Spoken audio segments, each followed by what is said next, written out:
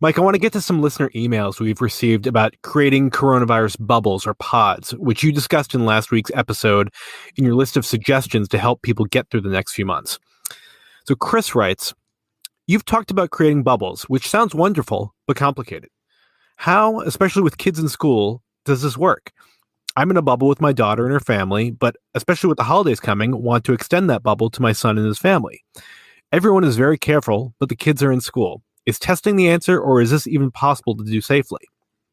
And then there's Don, who's been given 14 days to work remotely by his employer before he and his family drive to Pennsylvania to spend Thanksgiving with his mother-in-law. Don asks, does a 5-minute indoor restroom break violate the bubble? How about a single overnight in a hotel room? Other than bathroom breaks and a bed overnight, we would be bubbled in our vehicle where we'd eat all our meals. So, Mike, this all gets complicated pretty quickly, doesn't it?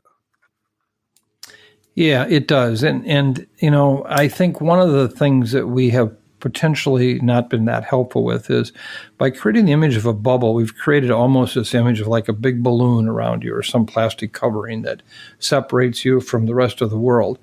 And that's where bubbling doesn't in of itself adequately describe what we're trying to talk about. Unless you want to be a hermit right now, then you know what?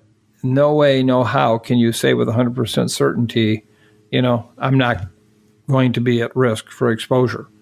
Now, even if you're with your partner and if you never go out, then maybe I'd agree with that. But if your partner goes out, as much as you love them, as much as you know they're wonderful people, as much as you trust them, could you be certain they didn't have an encounter somewhere with someone where they just kind of for a moment didn't think about it, and that was the place where they got potentially exposed?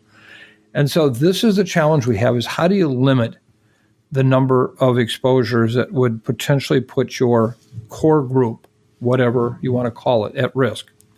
First of all, it is virtually today impossible to bubble yourself relative to your family if you have kids in school. I don't know how to do it. As a grandfather with 2 wonderful adult kids who have between them 5 grandchildren, I watch them try to do that every day, and they do it as well as anybody, but they can't. So I accept that, and I say, you know, the best they can do is I bubble from them, other people in their lives bubble from them, and that's as good as we can go. But, you know, if one of the kids comes home infected, that's all it is. I mean, it's going to be that situation. So we have to acknowledge these are going to happen. I think the challenge is, as I pointed out before, kids in grade school seem to have a much lower risk overall of getting infected and transmitting the virus. Not universal. We surely have seen examples of transmission in these settings, but overall, it's much less. It's where you get into junior high and high school, you see the increasing risk tied to social activities, sharing the cars, etc. And of course, we get to college, and you all know about that risk. I've had more questions from people about the holidays. My son or daughter wants to go home from college. How do we deal with that? And, you know, I don't have any ideal ways to tell you to do that. They need to limit as much as they can the contacts they have on a college campus, which is not easy. It's not easy. Let's acknowledge that. But don't do the kinds of things that really are at risk. Go to parties before you come home.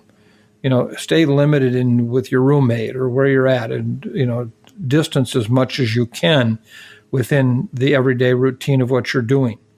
You know, don't be careless. Don't sit 5 people in a small room and play cards. Don't do things like that, okay? Particularly in those 10 to 12 days before you come home.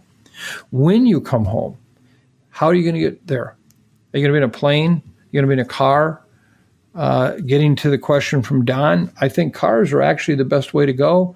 I feel confident that if you want to take a 5-minute indoor break with a mask on, get in, get out, from an infectious dose standpoint, I think you're going to be okay.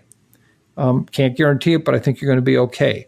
I think taking bathroom breaks like that, I think staying at a motel or hotel, you know, limited contact at the desk, don't have contact with anyone else. I don't worry about the room and the hygiene theater that goes with decontaminating everything. You're fine. Okay. So I'd feel good about that, but don't go out to eat. don't go to a restaurant and spend time there, at the restaurant as such. So I think that one of the things we'd have to say, and Chris, I wish I could give you a better answer about bubbling. I don't think you can. But when your son or daughter were to, basically come home or, be with you, then it's a situation where do you take those kids to see grandpa and grandma? Because you've not been bubbled and you can't protect them. And so one of the issues is this is where getting with the rest of the family, you create kind of the next level of bubble.